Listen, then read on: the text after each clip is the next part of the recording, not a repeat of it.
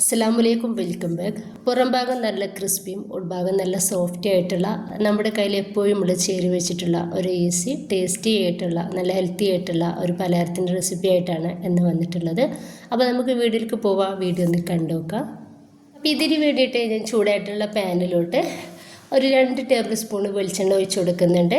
ഇതിലോട്ട് 1/2 ടീസ്പൂണ് വെളുത്തുള്ളിയുടെ പേസ്റ്റും 1/2 ടീസ്പൂണ് ഇഞ്ചിയുടെ പേസ്റ്റും ഇട്ടുകൊടുക്കുന്നുണ്ട്. 1 ടീസ്പൂണ് ചില്ലി ഫ്ലേക്സ് കൂടി ഇട്ടെടുക്കുകയാണ്. എന്നിട്ടിത് നന്നായിട്ട് ഒന്ന് മിക്സ് ആക്കി എടുക്കുക. ഈ ഒരു ഇഞ്ചിയുടെയും അതുപോലെ തന്നെ വെളുത്തുള്ളിയുടെയും ഒരു പച്ചമണം മാറി കിട്ടും വരെ ഒന്ന് മിക്സ് ആക്കി കൊടുക്കുക.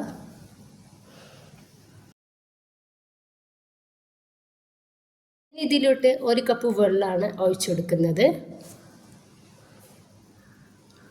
ഇനി ഇതിലോട്ട് നമുക്ക് ആവശ്യത്തിനുള്ള ഉപ്പ് കൂടി ചേർത്തെടുത്തിട്ട് ഒന്ന് മൂടി വെച്ചിട്ട് ഈ ഒരു വെള്ളം തിളപ്പിച്ചിട്ടെടുക്കാം. ഈ ഒരു വെള്ളം നന്നായിട്ട് തിളച്ച് കിട്ടിയിട്ടുണ്ട്. ഈ ഒരു സമയത്ത് ഇതിലോട്ട് 1 കപ്പ് റവ ഇട്ട് കൊടുക്കുകയാണ്. നമ്മൾ റവ ഇട്ട് കൊടുക്കുമ്പോൾ മറ്റേ കൈ കൊണ്ട് നന്നായിട്ടൊന്ന് മിക്സ് ആക്കി കൊടുക്കണം. ഈ ഒരു റവ നമുക്ക് ഈ ഒരു വെള്ളത്തിലേക്ക് ഇടുന്നിട്ട് നന്നായിട്ട് ഉവാക്കിയെടുക്കാം.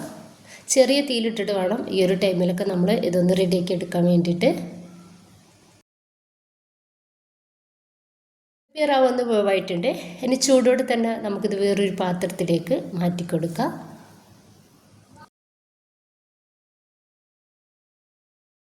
കൈ വെച്ചിട്ട് നമുക്ക് ജസ്റ്റ് ഇതൊന്ന് കുഴച്ചെടുക്കാം.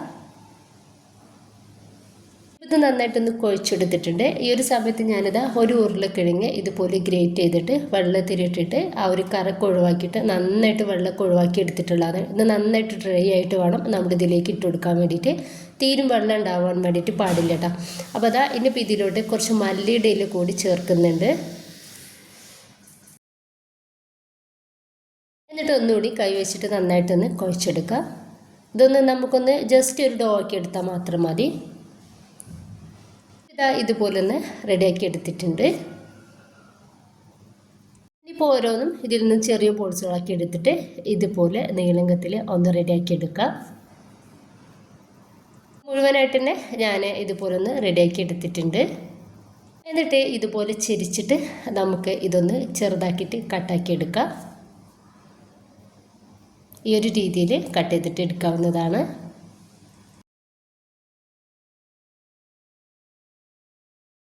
ഇപ്പോൾ ഇതാ ഇതുപോലെ റെഡിയാക്കി എടുത്തിട്ടുണ്ട്. ഇനിയിപ്പോൾ നമുക്ക് ഇതൊന്ന് ഫ്രൈ ചെയ്തെടുക്കാം. നന്നായിട്ട് ചൂടായിട്ടുള്ള എണ്ണയിലേക്ക് ഇട്ടിട്ട് നമുക്കിതൊന്ന് ഫ്രൈ ചെയ്തെടുക്കാം. ഈ ഒരു സമയത്ത് നമ്മൾ തീ ഹൈ ഫ്ലെയിമിൽ ഇട്ടിട്ട് തന്നെ ഒന്ന് റെഡിയാക്കി എടുക്കാവുന്നതാണ്.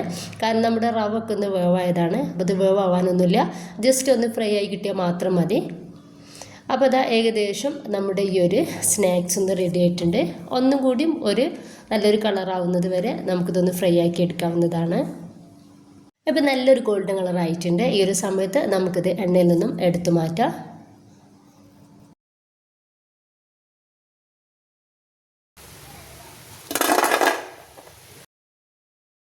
അപ്പോൾ ഞാനിത് മുഴുവനായിട്ടും ഒന്ന് ഫ്രൈ ചെയ്തെടുത്തിട്ടുണ്ട്. നല്ല ടേസ്റ്റിയാണിത്, നല്ല ഹെൽത്തിയാണ്.